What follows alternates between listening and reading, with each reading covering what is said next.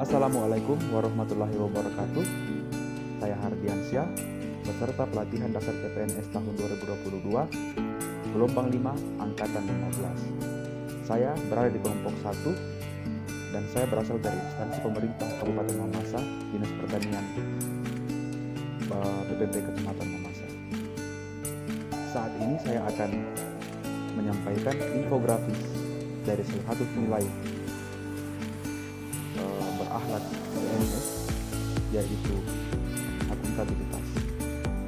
Namun sebelum masuk ke dalam pembahasan tentang akuntabilitas, saya akan memberikan sedikit pemaparan tentang core value ASN, yaitu berakhlak yang merupakan akronim dari berorientasi pelayanan, akuntabel, kompeten, harmonis, loyal, adaptif, dan kolaboratif.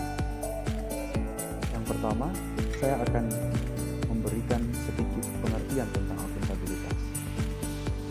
Akuntabilitas merujuk pada kewajiban setiap individu, kelompok, atau instansi untuk memenuhi tanggung jawab dari amanah yang dipercayakan kepadanya. Kemudian, amanah yang disebut sebelumnya yaitu amanah seorang ASN. Menurut Surat Edaran Menteri Pendayagunaan Aparatur Negara dan Reformasi Birokrasi Nomor 20 Tahun 2021, amanah ASN adalah menjamin terwujudnya perilaku yang sesuai dengan core values ASN berakhlak. Dalam nilai akuntabilitas dalam core value ASN, terdapat aspek-aspek akuntabilitas. Yang pertama ialah accountability is a relationship, atau akuntabilitas adalah sebuah hubungan. Hubungan yang dimaksud adalah hubungan dua pihak antara individu, kelompok, institusi dengan negara dan masyarakat. Pemberi kewenangan bertanggung jawab memberikan arahan yang memadai, bimbingan, dan mengalokasikan sumber daya sesuai dengan tugas dan fungsinya. Di sisi lain, individu atau kelompok atau institusi bertanggung jawab untuk memenuhi semua kewajibannya. Aspek yang kedua dari akuntabilitas ialah accountability is a result oriented, atau akuntabilitas berorientasi pada hasil. Hasil yang diharapkan dari akuntabilitas adalah perilaku aparat pemerintah yang bertanggung jawab, adil, dan inovatif. Dalam konteks ini, setiap individu, kelompok, dan institusi dituntut untuk bertanggung jawab dalam menjalankan tugas dan kewajibannya, serta selalu bertindak dan berupaya untuk memberikan kontribusi untuk mencapai hasil yang maksimal. Aspek akuntabilitas yang ketiga ialah accountability requires reporting, atau akuntabilitas membutuhkan adanya laporan. Laporan kinerja adalah perwujudan dari akuntabilitas. Dengan memberikan laporan kinerja, berarti mampu menjelaskan terhadap tindakan dan hasil yang telah dicapai oleh individu, kelompok, atau institusi, serta mampu memberikan bukti nyata dari hasil dan proses yang telah dilakukan. Dalam dunia birokrasi, bentuk akuntabilitas setiap individu berwujud suatu laporan yang didasarkan pada kontrak kerja, sedangkan untuk institusi adalah LAKIP, atau laporan akuntabilitas kinerja institusi pemerintah. Aspek akuntabilitas yang selanjutnya ialah accountability is meaningless without consequences, atau akuntabilitas memerlukan konsekuensi. Akuntabilitas menunjukkan tanggung jawab, dan tanggung jawab menghasilkan konsekuensi. Konsekuensi tersebut berupa penghargaan atau sanksi. Aspek terakhir atau aspek kelima dari akuntabilitas ialah accountability improves performance, atau akuntabilitas memperbaiki kinerja.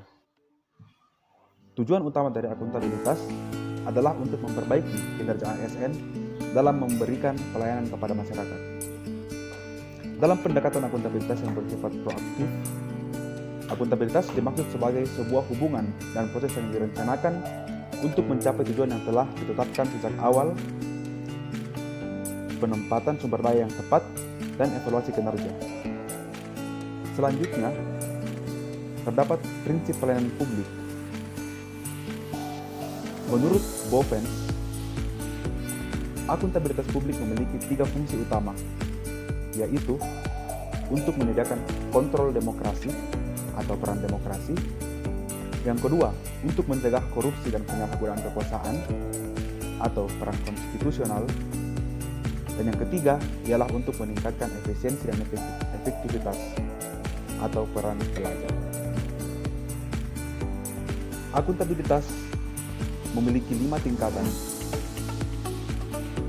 Tingkatan yang paling dasar atau yang pertama ialah akuntabilitas personal. Akuntabilitas personal mengacu pada nilai-nilai yang ada pada diri seseorang seperti kejujuran, integritas, moral, dan etika. Pribadi yang akuntabel adalah yang menjadikan dirinya sebagai bagian dari solusi dan bukan masalah. Tingkatan akuntabilitas yang kedua ialah akuntabilitas individu. Akuntabilitas individu mengacu pada hubungan antara individu dan lingkungan kerjanya, yaitu antara PNS dengan instansinya sebagai pemberi kewenangan. Pemberi kewenangan bertanggung jawab untuk memberikan arahan yang memadai, bimbingan dan sumber daya, serta menghilangkan hambatan kinerja, sedangkan PNS sebagai aparatur negara bertanggung jawab untuk memenuhi tanggung jawabnya. Tingkatan ketiga ialah akuntabilitas kelompok. Kinerja sebuah instansi biasanya dilakukan atas kerjasama kelompok. Dalam hal ini tidak ada istilah saya, tetapi yang ada adalah kami. Dalam kaitannya dengan akuntabilitas kelompok, maka pembagian kewenangan dan semangat kerjasama yang tinggi antara berbagai kelompok yang ada di dalam sebuah institusi memainkan peran yang penting dalam tercapainya kinerja organisasi yang diharapkan. Tingkatan keempat ialah akuntabilitas organisasi. Akuntabilitas organisasi mengacu pada hasil pelaporan kinerja yang telah dicapai, baik pelaporan yang dilakukan oleh individu terhadap organisasi atau instansi maupun kinerja organisasi kepada stakeholders lainnya. Tingkatan terakhir dari akuntabilitas ialah akuntabilitas stakeholder. Stakeholder yang dimaksud adalah masyarakat umum, pengguna layanan, dan pembayar pajak yang memberikan masukan, saran, dan kritik terhadap kinerjanya. Jadi akuntabilitas stakeholder adalah tanggung jawab organisasi pemerintah untuk mewujudkan pelayanan dan kinerja yang adil, responsif, dan bermartabat. Adapun dalam Core Values ASN akuntabilitas, terdapat nilai-nilai dasar dalam akuntabilitas dalam upaya untuk menciptakan lingkungan kerja yang akuntabel. Nilai yang pertama ialah kepemimpinan, kemudian integritas, kemudian transparansi, kemudian kepercayaan, selanjutnya tanggung jawab, konsistensi, keadilan, kejelasan, keseimbangan, dan profesional. Selanjutnya, saya akan memberikan analisis contoh nilai-nilai akuntabilitas di tempat kerja saya, yaitu di Balai Penyuluhan Pertanian Kecamatan Mamasa. Dalam analisis ini terdiri dari kegiatan tahapan yang dilakukan dalam tempat kerja, kemudian menentukan hasil atau output yang diharapkan dari kegiatan tersebut, kemudian terdapat analisis nilai akuntabel yang terdapat dalam kegiatan tersebut, dan yang terakhir adalah menentukan stakeholder yang ikut berperan dalam kegiatan tersebut.